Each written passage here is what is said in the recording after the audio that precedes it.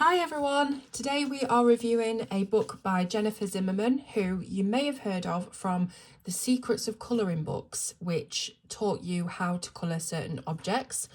And this is a book of her favourite illustrations of ladies that she's done over the years. So it's called Magical Maidens and it's a grayscale colouring book. So it is an Amazon printed book. It has a soft matte feel cover, and inside you can see we've got a little colour illustration here of one of the images, and then it's pretty much straight into the illustrations. So we've got a book belongs to page with a really nice little lady and a butterfly, and then this is the kind of format that we're getting all the way through. So it's ladies sort of contained in borders, whether that be circular borders or ones that take up the entirety of the page. And then over here on the facing page, you have got the name of the illustration so that you can, look it up online, see if other people have coloured it. That's generally what I do. If I'm struggling on, say, how to colour a nose or something like that, I might look up how other people have tackled it, and it's really handy to know the name of the actual illustration to make that process easier. So this one is almost, I wanted to say steampunk because we've got these leather buckles and belts here, but it's not forced to be. It reminds me of Jennifer's book Bella Futura, which it may even be from, because this is like a compilation book, like I said. And as you can see, the grayscale is quite heavy. I'm not very proficient with grayscale personally, because I always find that once I've coloured it, my shadows look a little bit muddy. You can really see the grey coming through, and that's down to my proficiency, not anything else. I know a lot of people prefer grayscale images and they can produce some amazing finished work, but for me, I just haven't quite got the technique down yet. So this one I was actually going to colour because it reminds me of the programme The Last of Us, with all the fungal spores kind of growing out of this lady from her head and, around the arms as well. So that might have been a really good one to colour in that kind of palette and make it look a little bit dystopian. This is the one I actually chose though. This is called the Daydream Fairy, and I used, what did I use? I used luminance pencils on the skin, and then the rest of it was Prismacolor. So I found that this paper didn't play perfectly with the luminance, if I'm honest. The skin does look a little bit grainy and not as blended and as smooth as I would usually like it to be. However, the Prismacolors went on beautifully. So I think it probably is just the luminance pencils and the Amazon paper not quite working together. Either that or it's my fault. But I actually quite like the fact that the skin isn't so blended and perfect and smooth as it normally would be, because I think it gives it a little bit of a painterly look. It looks sort of, I don't want to say watercolour, but it's got that very delicate textured painterly look to it, I think. But I really enjoyed colouring it, especially the wings. I've had a lot of comments since I put this photo on my socials about the wings. Again, Prismacolor, beautifully blended on this paper. And yeah, I had a really fun time colouring this one. So as we go through the book, you'll notice that some of the images are a lighter grayscale than others. So I'll just flick through so you can see them all.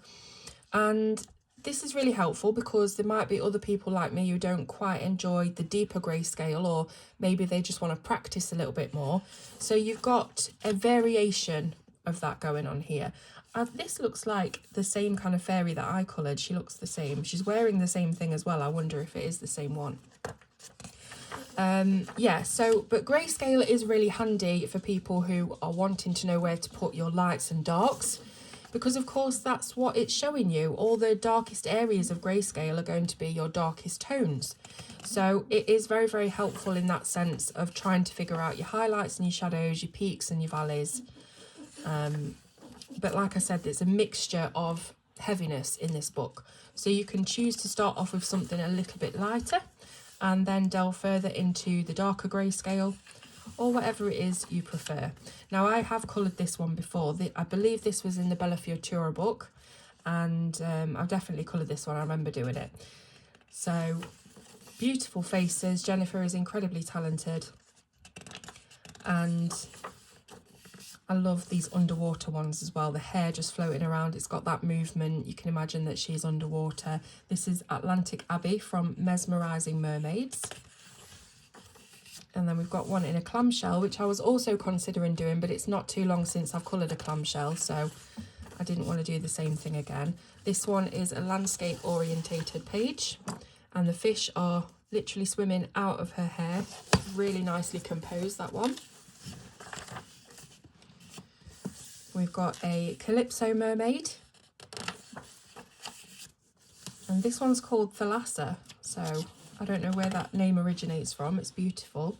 I love the jellyfish. This would be a perfect one to try and practice your translucent jellyfish sort of skin colouring.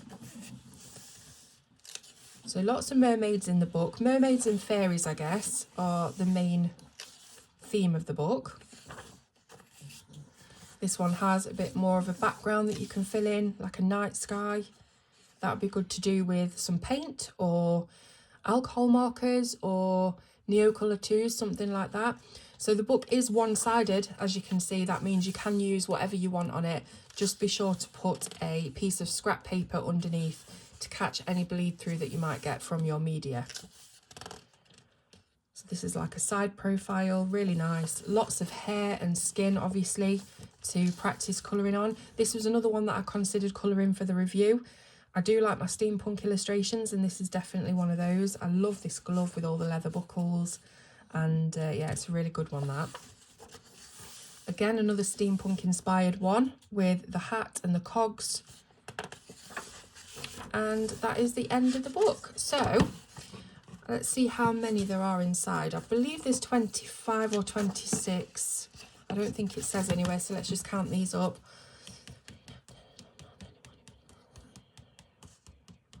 Yeah, 26 magical maiden. It says it there, look. 25 plus 1. So you've got an extra bonus one in there. So really beautiful book. Obviously fantastic for practicing hair and skin, as I've mentioned. If you're interested in grayscale, this is perfect. I don't think you'll find much lovelier portraits in grayscale than these from Jennifer. And if you're not, or you haven't practiced on grayscale yet, this would be a good starter book.